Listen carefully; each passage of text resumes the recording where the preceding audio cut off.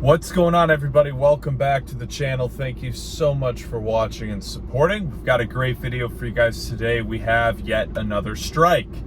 Before we jump into this video, ironically, we wanted to tell you guys about our latest sponsor, Solo.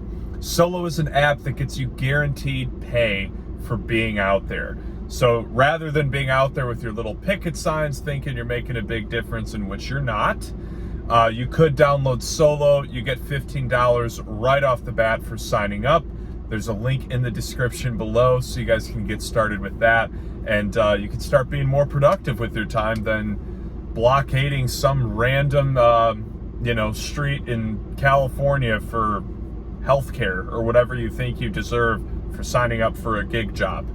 Anyways, let's dive right into that topic. See, this is what's always baffled me about the strikes, is those of you that are out there, hopefully you're not on this channel, but if you are, whatever, I'm sorry. You're out there striking as if you walked into Uber and Lyft corporate with your resume and said, here are my qualifications, I'm signing up for a W-2 salary position. You knew what you were getting into from the get-go. You knew. And that's the beauty of Uber and Lyft. And listen, it has a lot of flaws. I'll be the first to sound off about those flaws. But here's the reality. The last thing you should be protesting is guaranteed pay, benefits, and things like that. This has always been exactly what it is. This is a side hustle. And if you treat it full-time, which you can, there are ways to do that, but if you treat it full-time, you have to find alternative ways to get your health care, to get all these other things you need. Because at the end of the day, this just isn't what it's designed for. So why waste your time trying to change the entire model of how something's done? I've always been floored by the people that are out there striking saying, you know, we want the set hours and the guaranteed pay and this and that.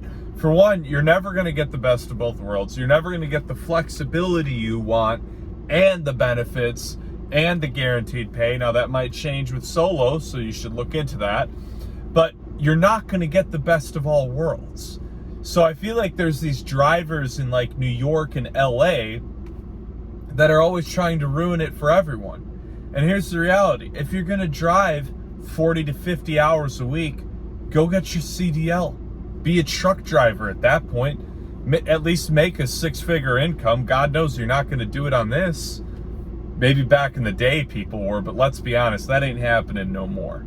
You're not making six figures a year ride sharing. So, especially with where gas prices are at, especially with where inflation in general is at, you should treat Uber and Lyft the way it was designed, to supplement your income. I drove full-time for a couple of years, so I'm not trying to down that lifestyle. I'm just trying to say, why would you go out there and be striking to get these things, to, I guess, make full-time driving more affordable? The very first problem you have is you're destroying your vehicle, gas is outlandish, getting healthcare insurance from Uber and Lyft isn't going to do much. And that's something you need to figure out yourself as an independent contractor. Almost every 1099 position is this way. Why should Uber and Lyft be different? And the reality is, it just shouldn't. It shouldn't be different. It should be exactly how it was set up from the first place. I don't like a lot of things that Uber and Lyft have done, but the one thing I will say is I loved how here was this flexible gig that I could turn on and do it as I needed. I started acting as an Uber driver. Eventually I got sick of that. I started a business as an Uber driver, and I did all that because it gave me the flexibility I needed to work when I could. And for a while I just wasn't sure what was next. So, I did crank out 40, 50 hours a week, sometimes crazier.